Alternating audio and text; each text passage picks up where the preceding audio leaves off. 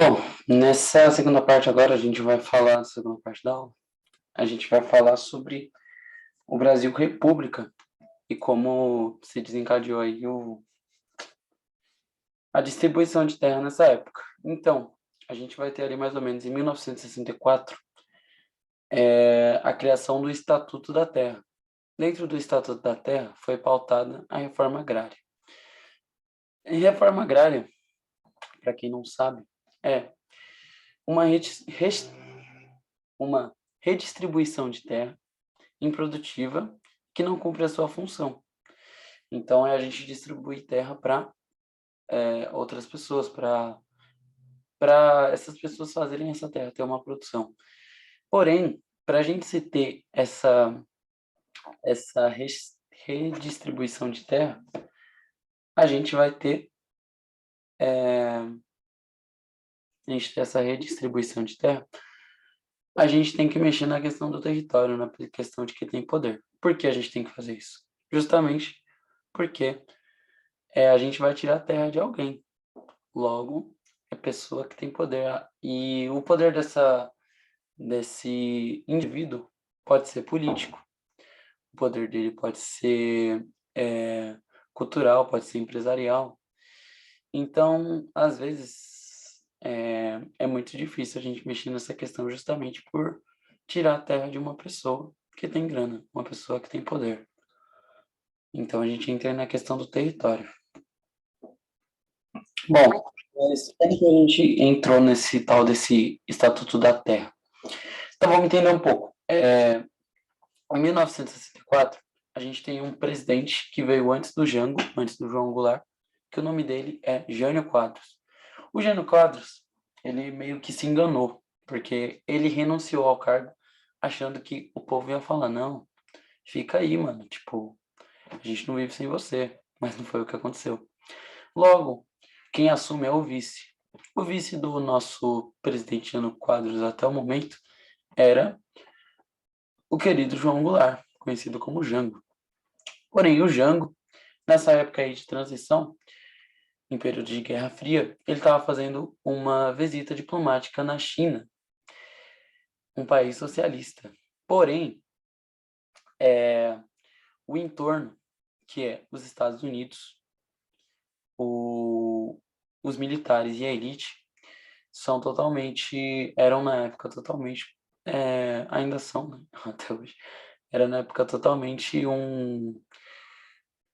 tinha uma visão para o capitalismo. Então, ver que o cara que ia assumir o Brasil estava numa viagem. Antes de assumir o Brasil, numa viagem no país socialista, não estava pegando muito bem. Então, os Estados Unidos, eles decidem que tem que fazer uma intervenção aqui no Brasil, porque não pode deixar o Brasil virar comunista. Porque a gente sabe todo aquele contexto de Guerra Fria, que tinha alguns países que estavam aderindo ao socialismo, outros que estavam aderindo ao capitalismo, uns que eram neutros, que não apoiavam ninguém.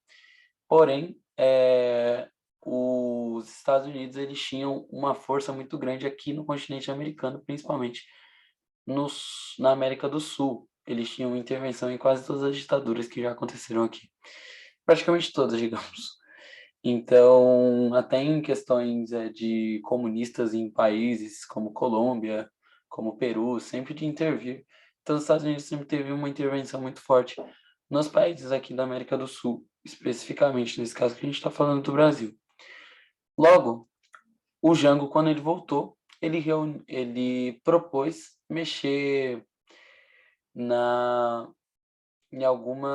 fazer algumas reformas de base, mudar algo que já está imposto há muito tempo, de certa forma. Era isso que ele queria fazer. Porém, foi justamente as classes que eu falei que não gostou. A elite, os militares não gostaram, muito menos os Estados Unidos.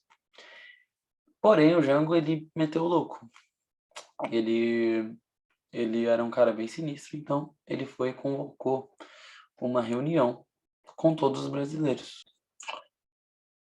Bom, com essa, digamos que reuniãozinha aí reunião que o Jango fez, a gente ele propôs várias coisas é, nessa, nesse, nessa proclamação aí que ele fez, ele juntou, para vocês a ideia, mais de 200 mil pessoas.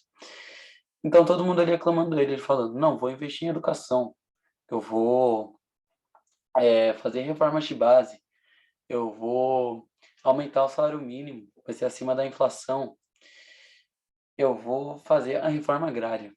Quando ele falou isso, vou fazer a reforma agrária, os movimentos campesinos e o pessoal, tipo, pobre aqui no Brasil, viu, mano, tipo, você vai dar terra para quem não tem, você vai fazer isso mesmo.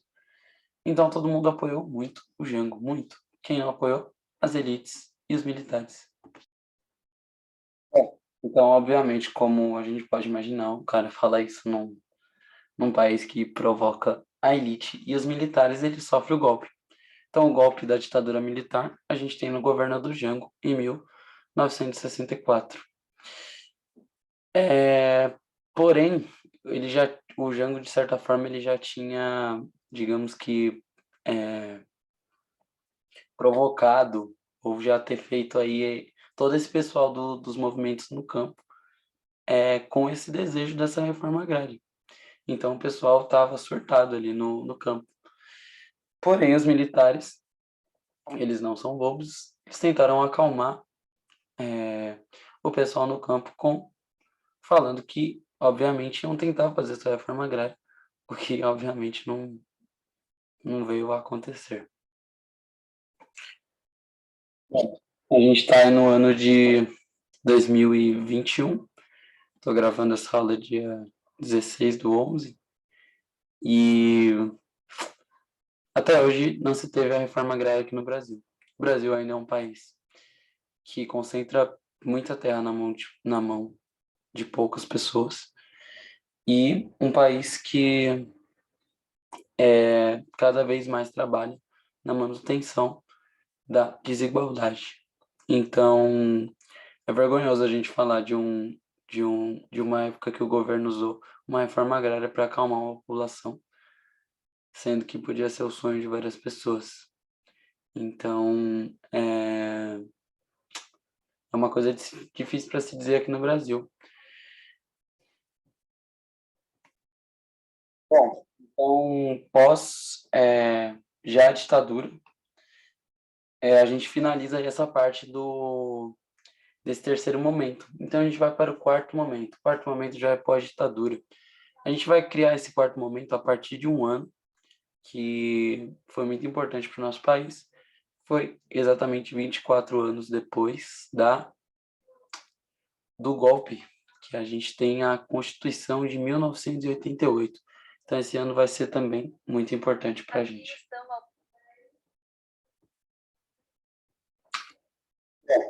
Em 1988, a gente vai ter a Constituição Cidadã. Essa Constituição ela foi criada, de certa forma, para atender minorias que surgiram justamente no período ditatorial. Então, a gente vai ter minorias que a gente vai ter ressarcir, na real, alguns direitos sociais e vários outros direitos. O que vai estar dentro dessa Constituição é justamente a reforma agrária novamente. Reforma agrária, vamos pegar o conceito de novo, para não esquecer. Redistribuição de terras improdutivas que não cumprem a sua função social. O que é a função social da terra? A função social é justamente a terra contribuir para isso. Se a sua terra não tem uma função social, ela é destinada à reforma agrária. Você não pode ter uma terra e falar, a terra é minha, eu faço o que eu quero. Não. Se você faz isso, a sua terra pode ser destinada à reforma agrária. A função social, ela traz aí o contexto da terra ser produtiva. Então, você não pode ter uma terra improdutiva que ela não vai ter a sua função social. Importante a gente lembrar muito disso. Bom, então, quem é que fala que vai fazer essa reforma agrária? O governo. O governo ele tem uma instituição que ele vai criar a partir desse ano, que o nome é o INCRA, que é o Instituto Nacional de Colonização e Reforma Agrária. Vai chegar um fiscal do INCRA, lá na sua propriedade, e vai falar, olha, estou analisando aqui, eu vi que a sua terra, ela está improdutiva e não está tendo uma função social. você tem interesse de deixar a sua terra produtiva? O cara fala, não, não tenho nenhum interesse. Tá, beleza. Então, você quer vender essa terra para mim, para eu dar uma função social para sua terra? Logo, o cara fala, não, não quero vender essa terra. E olha que o governo oferece dinheiro para comprar essa terra. Já é, né? Então, a gente passa para desapropriação. Então, fala, você não quis deixar sua terra produtiva, você não quis vender ela para mim, para eu deixar sua terra produtiva.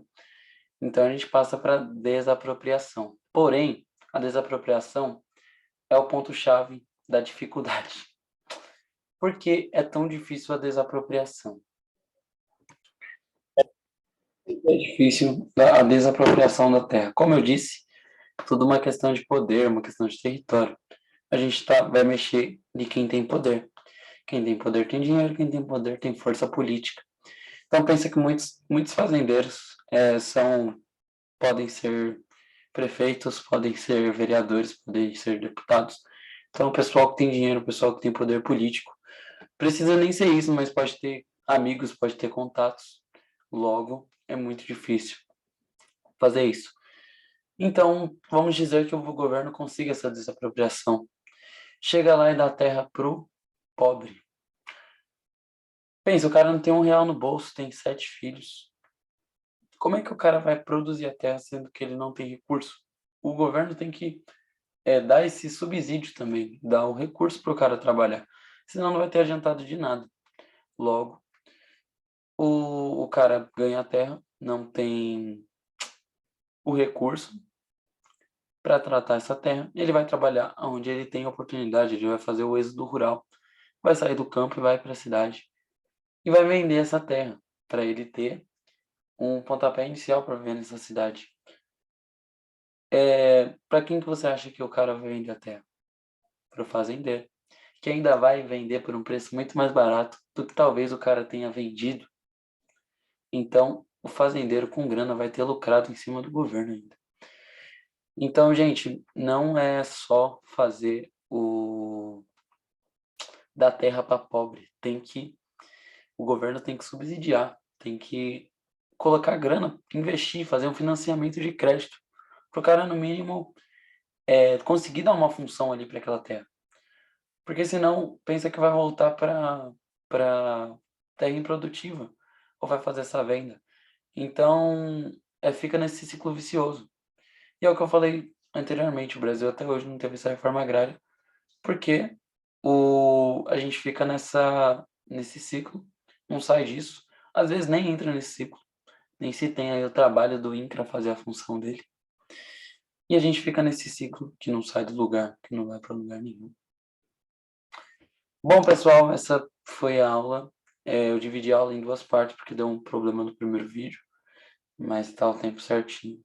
Espero que vocês tenham entendido um pouco sobre a estrutura fundiária do nosso país e o espaço agrário que a gente tem, que a gente ocupa, tudo que já aconteceu, de divisão de terra, de distribuição de terra, que teve aqui no nosso país, nos momentos mais importantes.